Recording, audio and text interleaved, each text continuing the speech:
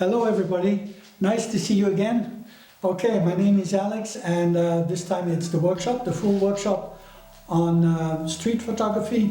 You find this on the Clip Promo channel as you see it on the presentation, and it's all available on Insta and on the YouTube channel. On the YouTube channel you'll find the presentation, and on the website you can download this presentation. And please make sure you do. It's in PDF format, and you will get at the end all a lexical word. For example, you have photographer's reference with the links. So that's why it's always good to go there and download the presentation. So without further ado, let's go into this. The first one, of course, we're going to talk about the camera itself, but I don't want to get into details because basically we went through it already. And remember that just the camera as the three fundamental parameters were described deeply in Photography 101.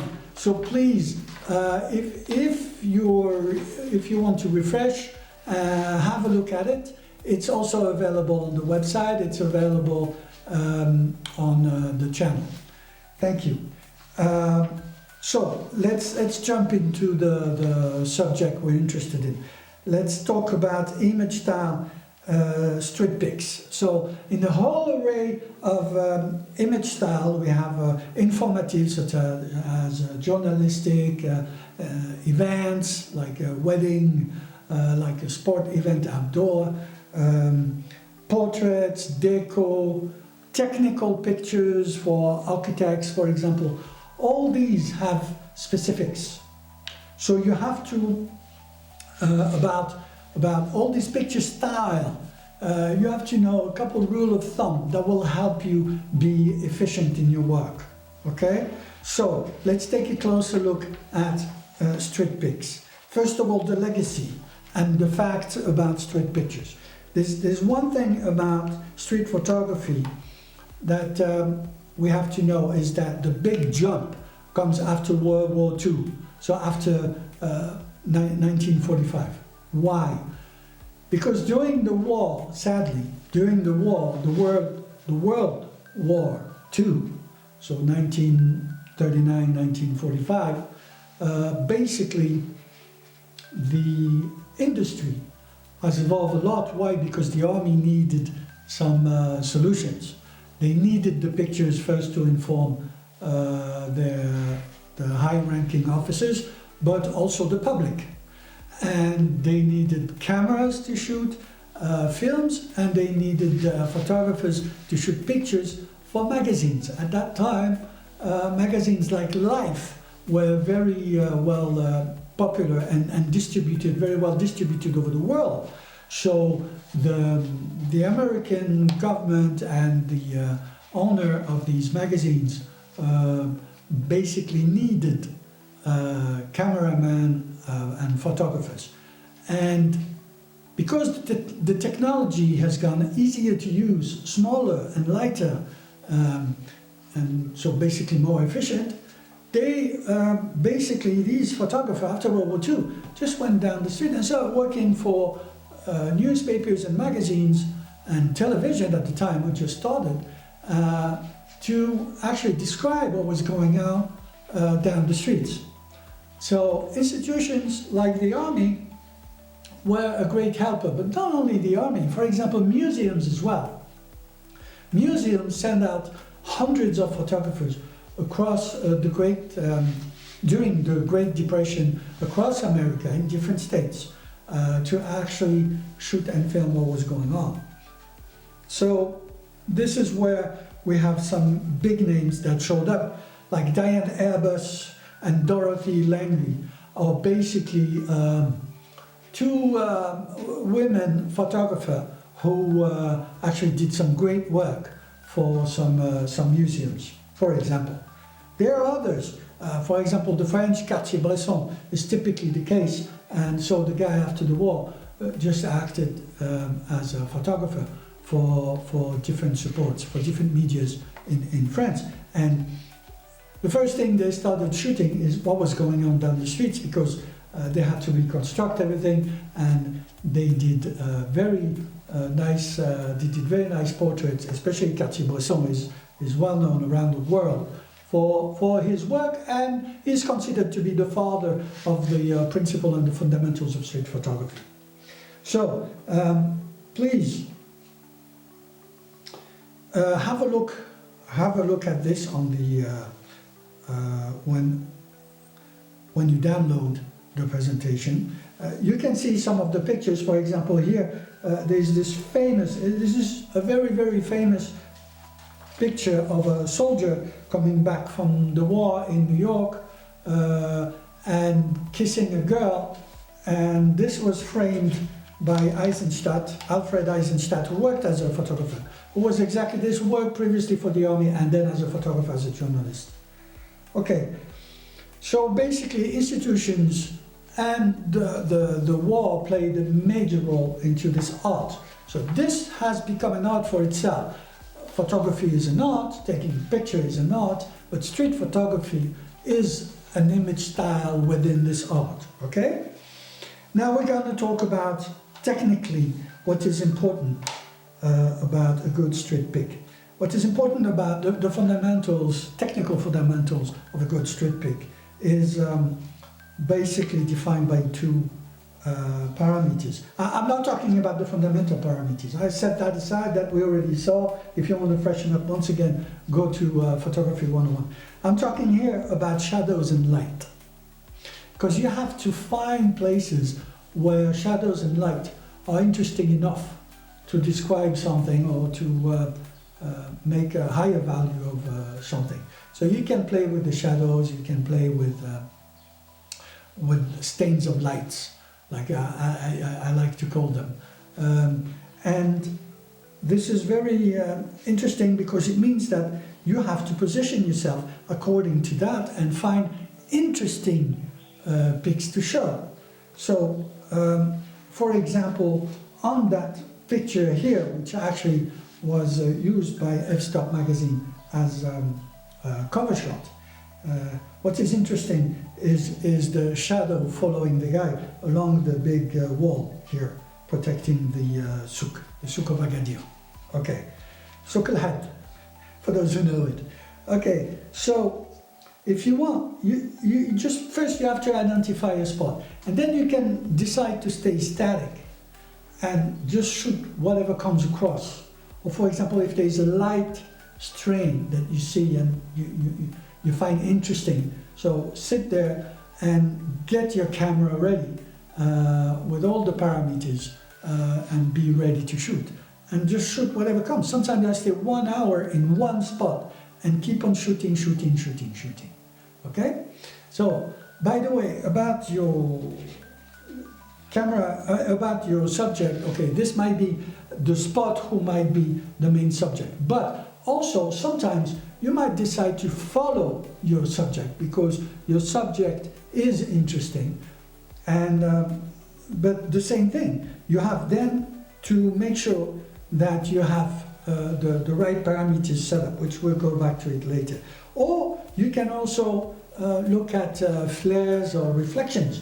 After a rainy day, for example, you have some water flakes or reflection in, for example, windshields or car mirrors, or I mean, it can be a lot of things, or just a reflection or a flare in a glass building, for example. So you can use all this to make your picture a bit more interesting. And then, of course, the composition. So I'm not going to get into the details of the different techniques for composition. I just mentioned them, like perspective line, for example. Perspective line can be within the picture. You can use train tracks, okay? You can use the rule of thirds. So basically, you display your subject on the three different level of your picture. So you divide your picture in three different levels, and then you decide where to put your subject. That's the rule of third. The negative space is as well very interesting. Negative space is basically showing certain aesthetic or geometry with the the foreground as well as the background. So basically there are two ways of looking at the picture. If you look at the foreground, then you will see something. If you look at the background, then it's another shape. So typically if you have squares, like black and white squares following like this, like a checker, is very interesting as well. So, or the golden rule.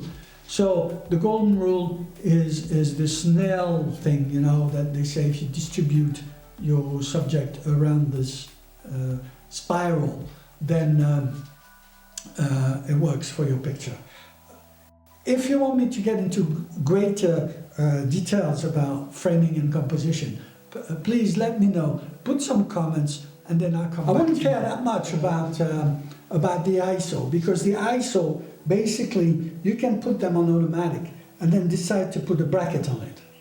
So you can decide, for example, to put a bracket saying that you want, for example, your ISO to be between, see there, hope you see it fine. Here it says sensibility of your ISO and everything, and it gives you the total range. But you can decide to put a bracket. And here I always like to put a bracket between 100 and 1600. Why? Because this will help to adapt according to the light, because you're moving as well, so you don't know exactly what's going on, and you want to keep your image clear. So basically allowing ISO to have a little play here is good, but you don't want it to go over 1600 because you don't want to have the grain problem, for example, on your final picture. So your range, if you shoot street, is usually I use 7.1 all the way to 11, for example, in your f, about your f, about the aperture. I use that range. And the speed, I always try to shoot it as fast as possible. The speed should be very high, as high as possible, to make sure you keep the sharpness. Okay, so that's about the setting of your camera. If you have the time, then to get your parameters straight. About the focus, I like to use the back button technology. So basically, or technique, let's say. What is it? The back button allows you to focus on one specific object and then trigger the camera with the trigger button. So you basically dissociate, you basically take apart the metering and the triggering with the focusing. This can be done on every single camera as well. It is symbolized with this. It's a camera with then a menu. It's a camera with a menu button. Okay, and this will allow then you to program everything. Okay, so that's about focusing, because focusing is important in street photography. So you can also use continuous shooting. If you have a motion, then you can use continuous shooting. Continuous shooting will allow you to shoot at a fixed point or follow a subject that's moving fast or not, but actually if you put in high speed, it would sound like this. Okay, so you're taking one picture after the other. So that's good, continuous. About the gear, usually we use lenses for street photography between 24 and 50 millimeters, because basically we want to have about a range without too much deformation, perspective deformation. So we want to have a wide angle to actually shoot the juice, the environment, the subject in his juice, so basically the subject with his environment. So stay alert, anticipate, be intuitive, try to anticipate what the next moves are, and then you have to feel it, You use your brain for the parameters and everything, but you use your heart to actually anticipate and feel the environment you're in. Okay. Post-production. Now, post-production, of course, is a very important part, but post-production is like a necessary disease. So you have to be careful in not overusing it, because overusing your post-production will then take away the quality from the quality of your shot. So I don't necessarily like to overuse it, but of course we're gonna need it, especially in post-production when we're looking for this, for example, light shadow effect. We're gonna have to paint maybe some shadow on top of it, because you want to simplify your picture. Remember, one picture, one idea, so you have to keep everything simple, very graphic. Okay, this is why the framing and the composition is very important, and then think about this. It's a very important issue, but keep it simple, and less is more about Photoshop, really. Okay, because Photoshop and Lightroom are basically the two most used apps for this. Or Premiere, of course, or DaVinci for the filming. But Illustrator is not good, because Illustrator is a vectorial thing. It doesn't work on the pixel. See, for example, DaVinci, Lightroom, and all these, they work with the pixel. That's why they're used for image managing and monitoring. Okay? So the main parameters are basically framing, gamma, contrast, shadow you create or not, and saturation. So, and adapt your format to your support, because we like to show our work, for example, on Insta or social media in general, but they all have a format, and if you don't format it, then the logarithm of the social media will do it for you, and you don't want him to do it for you. You want to master everything, because you want to make sure that the different tones in the shadow or the lights are shown your way, not the way the logarithm wants it.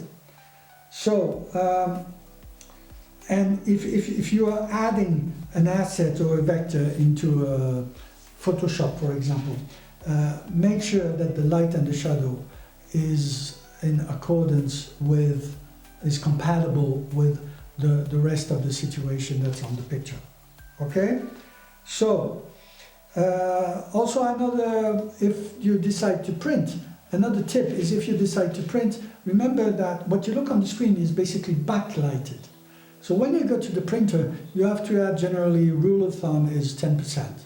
10% of whatever, 10% of your pic, you have to get it brighter by 10% before you give it to your printer. Okay? If you have any questions about this, leave a comment once again, leave me a note, and then I'll come back to you. Especially on the YouTube channel, you can leave a comment.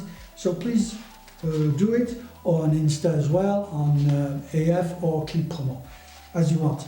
Then you will find in the presentation some reference about different photographers. You will find on the PDF format presentation all the links as well. So you just have to click for the different photographers that participate in the development of the street photography. Some definitions as well, but that we know already, so we're not going to go over it. And I like this, the history of photography. So a whole timeline about the history of photography, and this will tell us where we come from.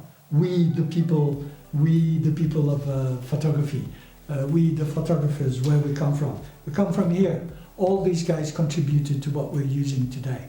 Okay, and remember, this has started over 1,000 years ago. We can get deeper into this if you want, by leaving a comment or asking me to further develop that topic.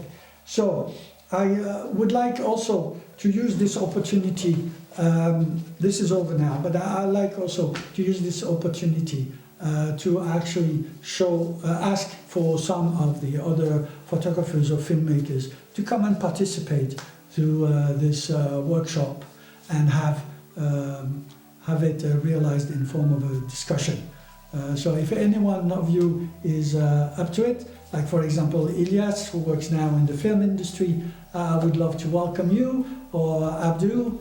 I know that Abdul from Abdul Captures as well.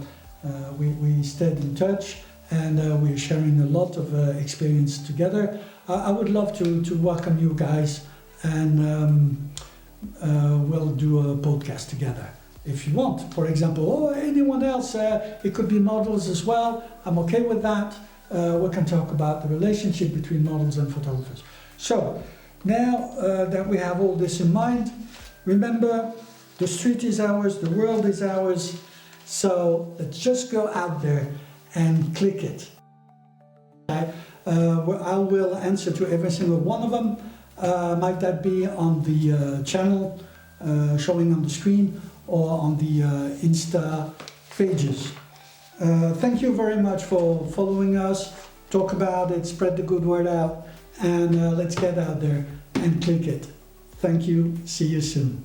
My name is Alex, click promo channel. #happiness. Cheers.